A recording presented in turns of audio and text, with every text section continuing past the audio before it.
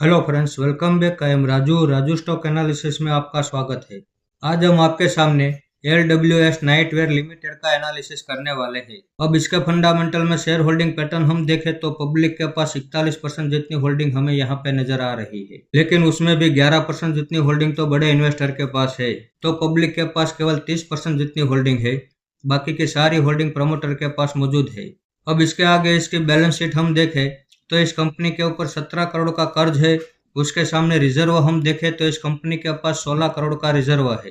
तो इस हिसाब से इनकी बैलेंस शीट में कहीं कोई खराबी नहीं है। अब इसके आगे इसका प्रॉफिट एंड लॉस सेगमेंट में हम देखें तो 2023 से पहले प्रॉफिट एंड लॉस सेगमेंट में 0-0 हमें नजर आ रहा है, लेकिन 2023 के बाद ये कंपनी कंपलसरी प्रॉफिट कर रही है। तो जैसे आपने देखा कि इसका फंडामेंटल में कहीं कोई खराबी नहीं है। अब 2024 में इसने 32 रुपये का ऑल टाइम हाई बनाया था और वहां से गिरावट करते हुए अभी ये 15 रुपये के पास ट्रेड कर रहा है। तो आज हमने इसमें यहाँ एक एंट्री कर ली है, जिसकी स्क्रीनशॉट आप देख सकते हैं। अब अगर यहाँ से और ज़्यादा बड़ी गिरावट होती है तो इसमें हमारा दूसरा सपोर्ट 10 रुपये के पास रहने वाला है। वहाँ पे हम दूसरी एवरेज करने के लिए तैयार है।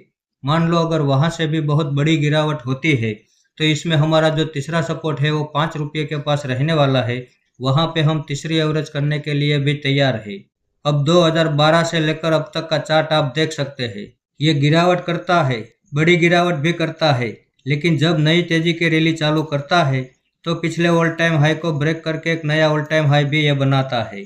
फिर से गिरावट हुई, बड़ी गिरावट हुई, लेकिन वापस जब नई तेजी की रैली चालू की तो पिछले ऑल टाइम हाई को ब्रेक करके एक नया ऑल टाइम हाई बनाया। तो ये जितनी भी गिरावट करना चाहे करने दो, इसके हर गिरावट में हम बिना डरे अपना इन्वेस्टमेंट बढ़ाने के लिए तैयार है। अब इसमें हमारा जो टारगेट है वो 60 रुपये के पास रहने वाला है। अब इसके चार्ट में जो टेक्निकल पैटर्न चल रही है, उसी टेक्निकल पैटर्न की बेस पर हमने ये टारगेट ढूंढ के निकाला है। तो इस कंपनी के ऊपर हम भरोसा कर सकते हैं। तो इस वीडियो को आप मेरी ओर से बाइंग या सेलिंग की रिकमेंडेशन ना समझे।